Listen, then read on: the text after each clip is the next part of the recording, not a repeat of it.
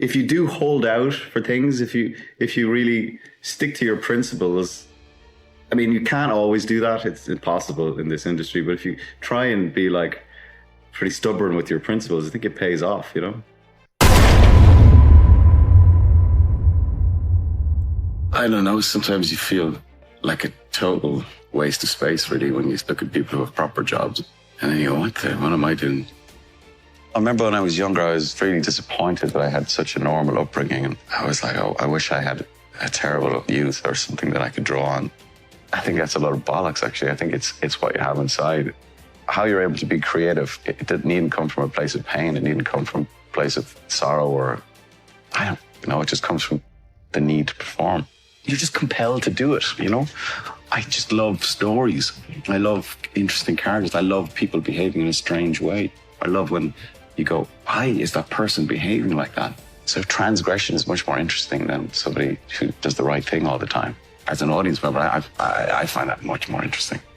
When the real drama kicks in, when the stakes are raised, which to me, you know, that is real drama, when the stakes become about kind of life and death.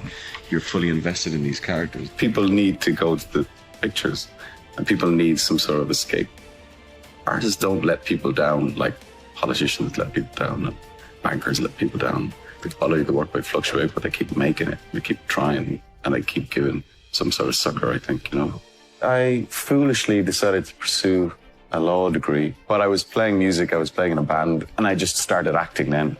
Those two things were happening. They became much more important than going to college. I didn't really go in at all, and I failed gloriously in the first year. If you ever were cruising in your career and felt sort of confident in everything that you did, then there would be no challenge and no excitement and no danger. It has to feel a little dangerous, I think. Yeah. You have to feel, certainly at the beginning, I don't know if I can do this. And then you go at it. And that drives it, that gives you the hunger and the energy to go at it. I feel I've been lucky in that I've moved always between theatre and television and movies. So if one avenue got a little clogged at one point, I could just jump into another avenue. And I probably have done that in the past. And I think I've always felt that if anyone would say to any artist, we love that, can you do it again? Right, which is, you know, and that happens not just in our business, but it happens if any time there's a potential to something being commodified or being repeated. I think the artist or the creative person can the other direction. And yeah, but luckily I would always jump from one to the other. So I've never felt that way. And re-collaborating with people is always really good for your creative soul. Like, yeah. You know, I wonder about back in the 70s, like when people came in to see a movie just totally, and it was like a fresh experience. It must have been very, very exciting. But nowadays, everybody's just blogging about everything. So you're kind of expecting stuff nowadays, which is a bit of a shame, I think. I guess I'm interested in duality. I'm interested in contradiction. I'm interested in light and shade. I'm interested in the kind of in-between things of human behavior. And, you know, villains or heroes don't really interest me. It's that world of in between. And I think we're in a good time for telling stories about characters like that. I think people want three-dimensional characters in either film or television.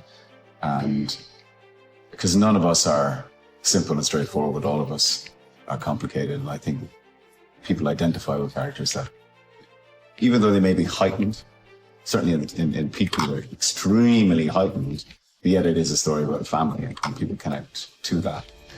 So, yeah, complexity is essential in storytelling, I think. If your job is to portray something truthfully and honestly, then if it's happening in front of your eyes, it helps you enormously and it's a big advantage. So, you know, when the fires are flying over for real and the water's on fire and the destroyer is tipping and it's all happening around you, of course, you're heading towards a more truthful response, you know. So it helps us, and I think it also helps the viewer. Is there anything you ever find hard to understand about Tommy, or that you've struggled with how to play a certain aspect of Tommy's character? You can't play a character, no matter how far away he is from you, without, you know, bringing something of yourself to it. And the more you play it, then I suppose the more part of you he becomes. He never seems to sleep, he never seems to eat. That sort of relentless drive is really hard here. You have to understand that he's formed by his experiences. you know, and he's a leader of men. Or there may be somebody that can just, you know, grab him by the ears and go, you're gonna be all right. You're gonna be okay.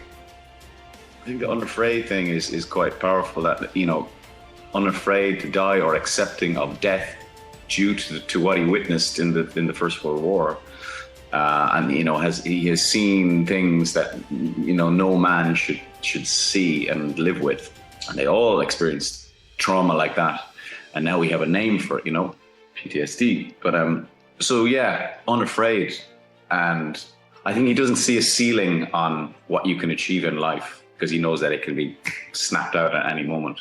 When you're acting, there shouldn't really be any past or future. There should just be the present moment and full awareness, you know, of what's happening in that present moment. So I tend not to intellectualize anything at that stage. It has to be purely instinct. Actors do get treated, you're used to being in a kind of a bubble. When I work very intensely and I get very heavily involved in it, and it's quite immersive. But then when I don't work at all for quite a long time, as long as I can keep it going. And then I go back into it really intensely. I couldn't work continuously. I couldn't go job to job. I don't have the capacity or the stamina creatively to do that. I need to rest after a job, sort of fall back in love with it again, because I'm always exhausted after work. And I'm like, that's it. I'm out. Leave me alone.